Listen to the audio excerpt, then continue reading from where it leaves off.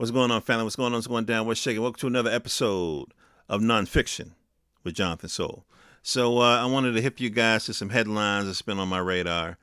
The thing that really hit me, and y'all have probably heard about it, is this 450,000. Okay, what am I talking about? All right, there's an article that appeared in the Wall Street Journal entitled U.S. in talks to pay hundreds of millions to families separated at the border. Government is considering payments of $450,000 per person affected by Trump administration's zero tolerance policy in 2018. This article came out October the 28th, 2021. Now, I had a cab ride the other day. The cab, and the guy was from Afghanistan. Okay, he was from Afghanistan. And he told me, how hard his life was, whatever. He also told me they had a job, work from home, but all he had to do was check in. He didn't have to do the work. So he wanted to do something, so he got a job, driving. And he's, making money, whatever. So, we kind of got to talking and stuff, and I was saying, no rank and file American wants to drop bombs, this, that, and the third. We just want to wake up, take care of our families, go to sleep. That's all we want to do. And, he talked about, the challenges he felt and the Taliban and the whole bit. And we talked about history. And then he was like, I guess now that it's here, he says, if we can afford to have troops in South Korea for 20 years, we can afford to put troops in Afghanistan. I said, we? Do you mean the U.S. government? He was like, yeah. I said, we can't afford that. I said, look at these streets he's driving down. Look how they're in disrepair. He's driving me downtown, taking me to work. I was like, look at these buildings. These buildings was built in the 70s. We can't afford to even keep up the infrastructure that we got. We can't afford to send troops over different places for 20, 30 years. We can't afford that. Now, he was like, he kind of dropped his head. He was like, what about the suicide bombers? I don't have the answer to everything. All I know is that the American taxpayer, that group is getting smaller and smaller and smaller. You got to think about it. Rich people either don't pay taxes or they pay very little taxes. Okay, where do the taxes go? The taxes is what the government uses to do shit. The poor don't pay no taxes because they poor. You know what I mean? If your income falls below a certain amount, you don't have to pay taxes. So who pay taxes? The working stiffs like me who got to go into work late at night sometimes and it's early in the morning sometimes to get this shit done. So my little bit of tax money that I contribute has to go for just the maintenance of the country. But what about the Americans who are on strike? I told y'all the last podcast, there's tons of Americans on strike. You know how difficult it is for somebody to vote for a strike? When you know you ain't got savings like that, when you know you just came out of a pandemic and a lot of American savings was wiped out during the pandemic, you know how hard that is? You know how hard it is to see everybody and their mother driving Uber? People driving Uber because they insecure in their jobs or they don't have a gig. So we got, and this article goes on to say, it could be up to $1 billion all said and done if they go with this. Now, Biden is saying we're not doing it. So either the Wall Street Journal just pulled this out their ass, or there are people having talks. They're saying that the ACLU is working with the families. We can't afford it, fam. No disrespect to no families, but I didn't hear that for the Haitians. Do y'all remember a TV show called X-Files? Everybody remember X-Files, right?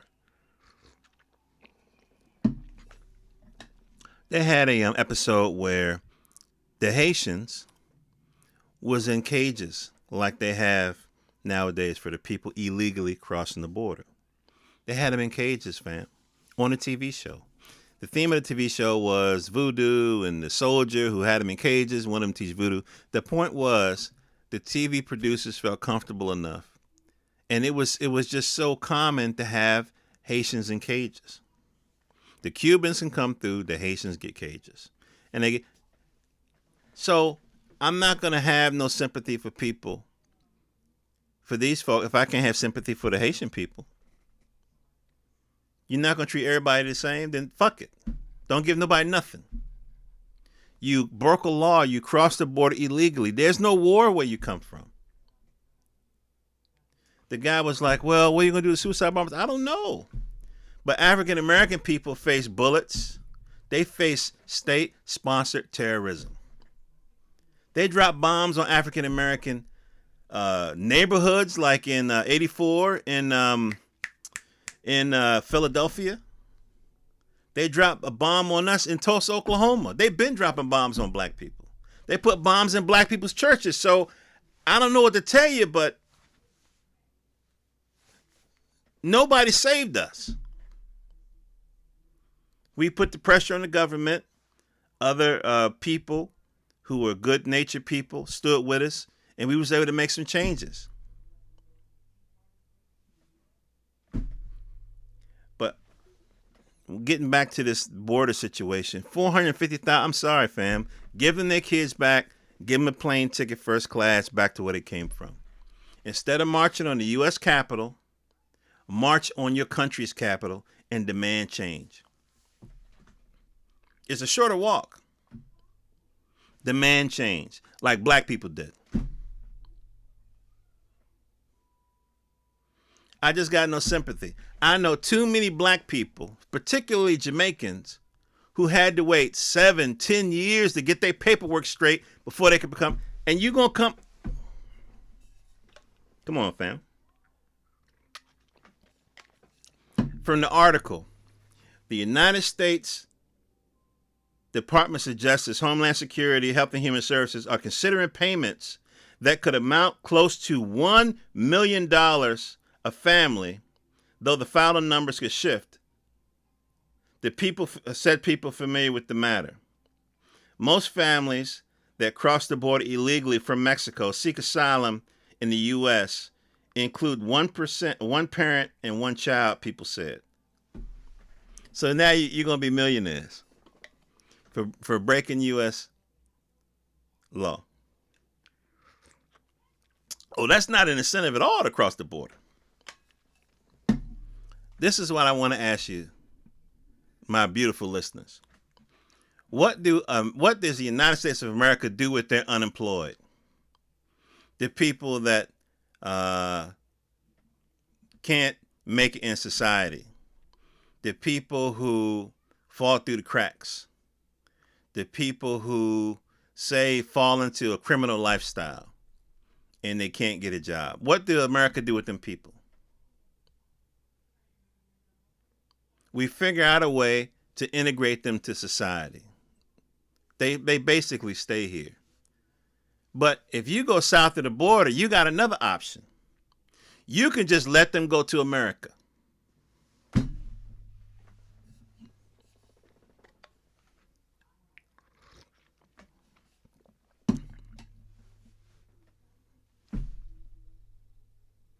Other countries, you got to have a job in place already. You got to be a university student. You got to have somebody to sponsor you.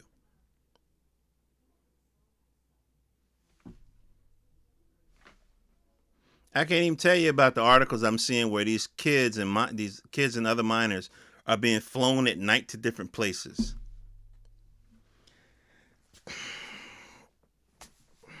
It's just a shit show. They shouldn't be giving people money. They should give people their kids back and send them to their country of origin, period. We don't have enough money to support all of these people. We don't. We don't have enough money to keep Americans from getting evicted when they can't pay their rent.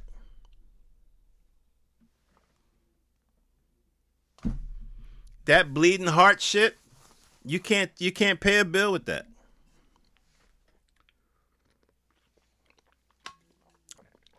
Illegal immigration has never benefited African American people.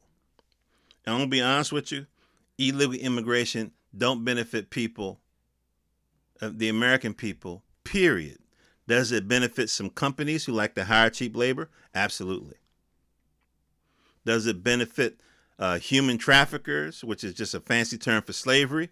Absolutely. It benefits people who want to enslave people. It benefits people who want to sexually abuse minors. Because you take these minors away from their mom and dad and put them in the system, who are they going to complain to if they meet an adult that's a criminal? How you going to track that?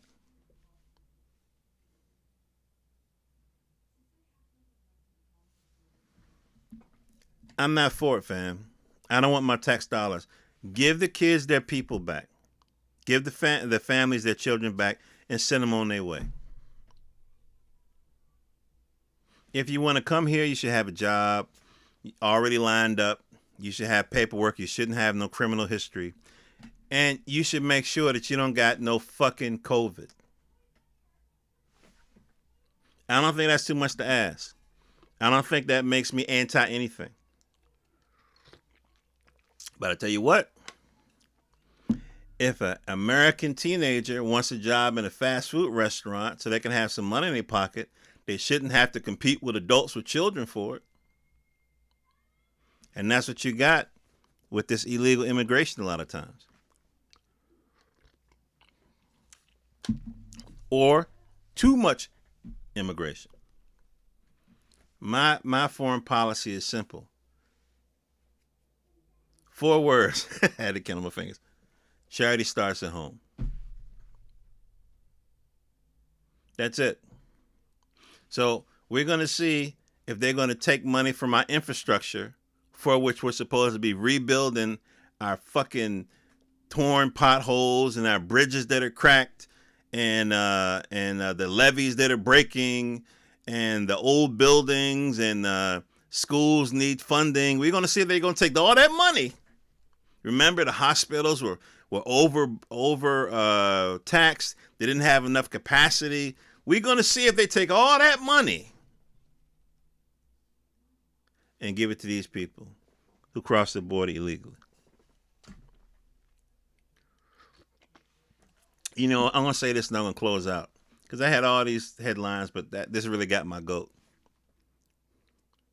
I hear the pundits talking on TV about, well, you know, the messaging and we got to get Democrats out and you don't got to do shit but pass policies that benefit the people that you want to vote for you. That's all you got to do. When Ice Cube said, if you're not giving us nothing for the vote, he was right. I didn't even see it. I ain't going to lie to you. I was one of those people that was scared. I was like, oh shit, the fascist is about the little dictator. We got to get him out. We got to vote for the older man. We already got an old man in there. You got to vote for the older one. I haven't finished my gun training class. We got to vote for... Trump increased the spending for HBCUs just a little bit more than Obama. But what's funny is Bush W had the money up here and Obama cut it. And Trump bought it a little bit, so it's almost like what did Malcolm say? He said, you stick a knife in my back 6 inches, you pull out 3, there ain't progress. And so now the money that he promised, Biden promised, they cut that. How the fuck you gonna compete with China when your population isn't getting a good education? You gonna import everybody? You gonna do what they did after the war? Just bring the Nazi scientists over? So is that what you're gonna do? We're just gonna bring the Chinese scientists over. We're not gonna educate our own people. That's how we're gonna compete with China. They talking about this hypersonic missile that China tested, went around the Earth, and then came back down or whatever. And they shaking because it's like, oh shit. Wait a minute. We've been giving the military increased money almost every administration, and we don't have hypersonic weapons? Where the fuck this money going? Is it going to what, the thousand? Remember y'all, some of y'all too young, but In the 80s, there was a controversy about government spending to where there was like, we were spending like $10 on nail, like per nail, not a bag of nails, per nail, and stuff like that. Is that what's happening? Is that what's happening? So they're shaking in their boots about this. So who's going to develop the next technology? We just going to import everybody? That's what it looks like. That looks like the strategy is just to import smart people instead of educating and growing smart people at home. And I can tell you that's a losing strategy. It's a losing strategy. It really is. That's my rant. This is Jonathan Soul, jonathansoul.com. I usually talk about comics, but I do branch off into these tangents where I talk about the news. And this $450,000 with all these people facing eviction and it's wintertime too. Fuck that. Fuck that. Send them back home where it's warm. Use that money to take care of our people where it's cold. Jonathan Soul on Instagram, Twitter, SoundCloud, and iTunes, and so forth like that. Love you guys. Take care of your families. Peace.